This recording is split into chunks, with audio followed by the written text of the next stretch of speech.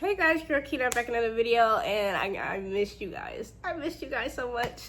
And it felt weird. I felt like I was gone for a while, and I know it was only a few videos, but I'm back, and we're gonna talk about Night of Champions together. First off, I want to know your thoughts. I personally, again, like I've kind of stated in one of my TikToks before I got sick, to have a few championship matches on Night of Champions, kind of funny, especially because I feel as though they could have put like the tag team match that was on Friday night on to the Saturday show, or the Nia Jax versus Tiffany match on Night of Champions as well. But what we got was pretty good as well. They opened up the show with Cody Rhodes and Randy Orton.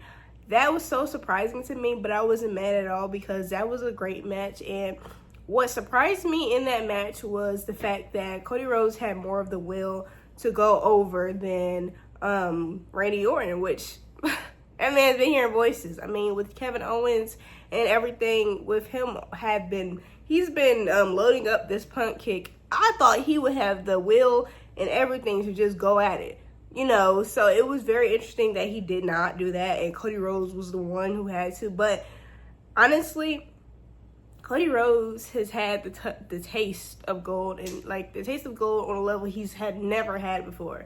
That's not the same thing for Randy Orton. I think the desperation in Cody Rhodes is so much more than Randy Orton, because Randy Orton has the career he's had, but Cody Rhodes has just now made himself undeniable, and he was at the top just to get knocked down by somebody like Travis Scott. So I understand it. And I'm not mad at it, bro. I'm not mad at it at all. I think, I do think that this is going to be a wake-up call to Randy Orton, though. Because, I mean, 2 years in a row, you getting this close and not making it, it ain't going to make me feel better. I will say one of the things I need them to stop doing with Randy Orton matches is bringing up the back. Okay, I know I'm not a surgeon. I'm not too... Like, I don't know too much about, you know, surgically repaired backs. But in my opinion, if this man got a new back, he feeling better than he's had in years. Why is it that his newly repaired back, surgically repaired back, over here getting hurt as much as, like, it's so fragile? That makes no sense. That whole trope of he's not able to really take back moves, I need them to do something different, because it doesn't make sense. And I know a lot of things in wrestling doesn't make sense, but that's one of the things I need them to be consistent on. And like, don't play with my intelligence, okay? Don't play with my intelligence. The next match, Rhea Ripley versus Raquel Rodriguez. Y'all, this match took me for a surprise. Now, I know that nobody was questioning Rhea or Raquel's ability to put on a good match, but I did not expect it to be as good as it was. Keep it real, keep it a stack. I didn't know they would produce such a great match, which is so stupid that I didn't think that, considering the fact they've had history with one another, considering the fact that not only did they have history as on odds, but they have had history as friends. So, of course, that chemistry is going to be there. But because Raquel, for the longest, has been behind what Liv has been doing and kind of been just being Liv's enforcer, I think that we've kind of forgotten the person that she is. And I'm so glad that they gave Raquel that chance, because it was great. It was great. I do think that Raquel should have been the one who won instead of Rhea Ripley. And it's not because I dislike Rhea, because I know a lot of people, oh, yeah, I just don't like Rhea. No. I think that you go with 31-3, I think that's the score since Triple H has been involved with booking. If it's not 31-3, it's 31 and a single digit number of you winning all the time. She didn't need to have this win. This win was not make or break. But if she's going for the title, she needed to win. But if she lost, this would have kind of legitimized Raquel and Roxanne being a team. Because I think that they're going to have Roxanne step in for Liv Morgan.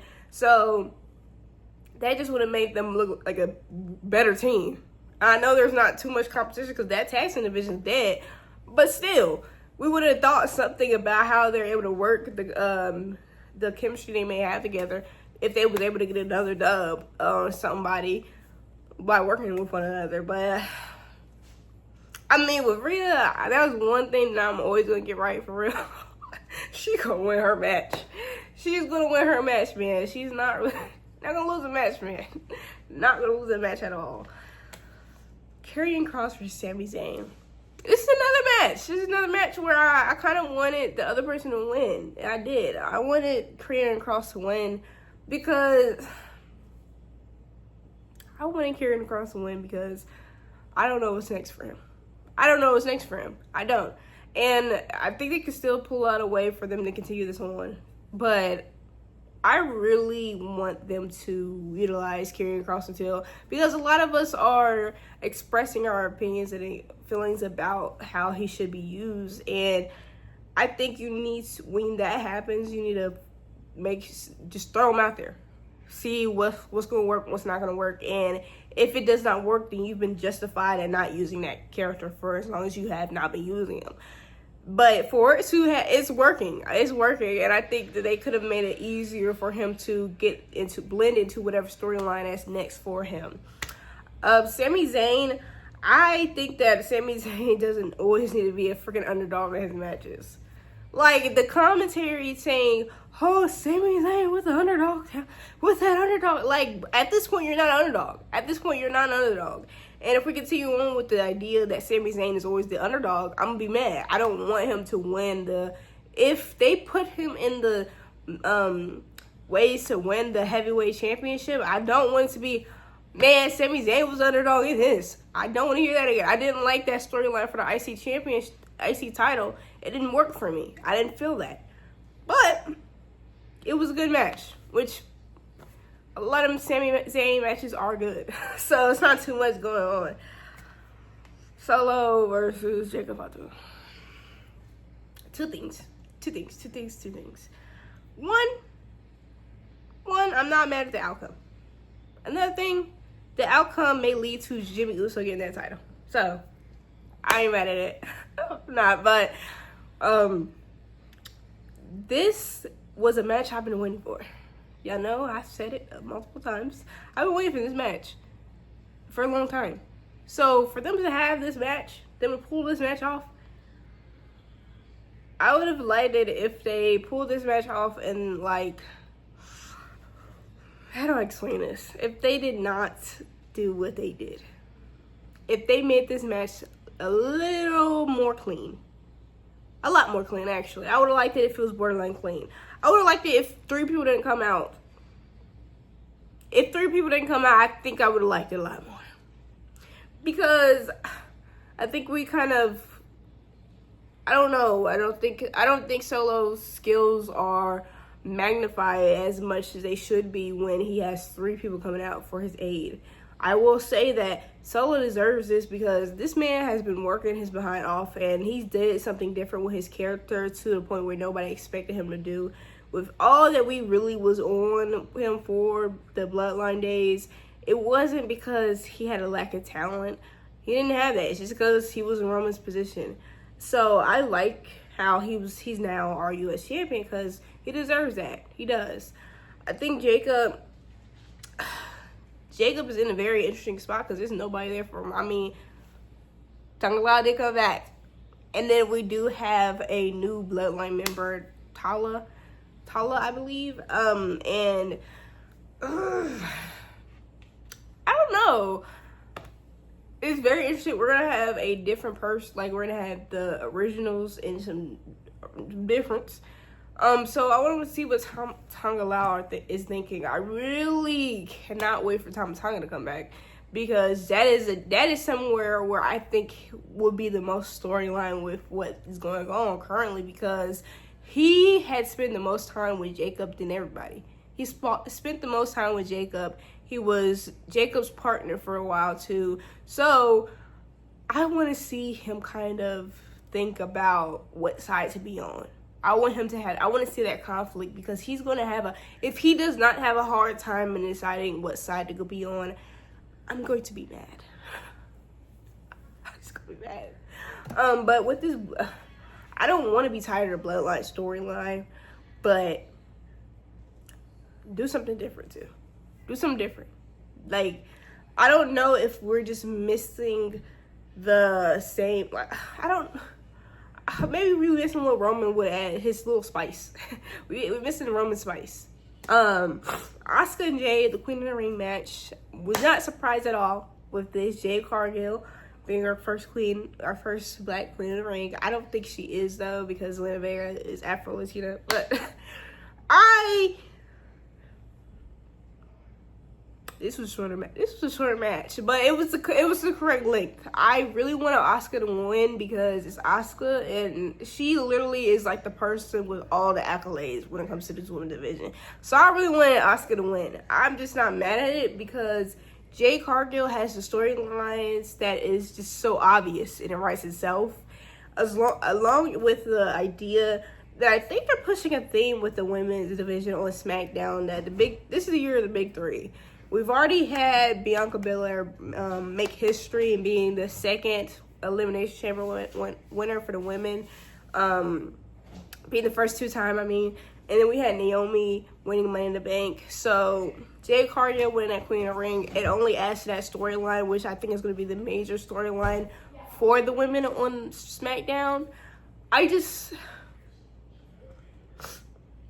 do think you guys need to cut Jade a little tiny bit of slack, because if you see everybody dogpiling on her, you ain't got dogpile on her too. Everything that needed to be said has been said. Everything has been said. Everything. To drag it on, because we've seen a lot of competitors that have won things straight off of aura. So we're kind of in the business of aura entertainment, and Jade is not terrible. She's not terrible. It doesn't seem like she needs to be in NXT. The main event was very good. I think this is my favorite match of John Cena's retirement tour. Favorite match of him being champion. This match, John really had to work for it. He had to work for it. I don't know. I don't care what anybody said. This is a match he had to work for real. And then for it to have been CM Punk, it writes itself. It's so much sweeter because this is the last time we're going to see these two compete, and it's just Triple H said that. I would have liked it to be a bow on it. I would have loved it for it to have been with a face John Cena. I think that's what I hate, the fact that I dislike what they got me. What have I ever? I've never really hated a heel turn, but this heel turn, not what I expected for real. I would have, for John Cena, turn the face soon. Please, turn face soon. We only got a few more dates. Turn face soon. This really makes the most sense, honestly. Of course, Rollins is going to come out.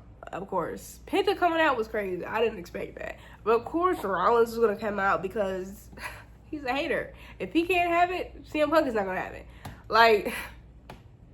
There's no doubt in my mind. Of course, Rollins was not interested in going against Cena. Wasn't interested in that. Not at all. Not at all. And then Bronson Reed getting lifted up by John Cena. Memory made. Memory made. I still have the person that I think John Cena should fight at the end. And I'll tell you guys later. But this overall was a good PLE. Overall, I think this is the first time where I've thought to myself, John Cena had an amazing match.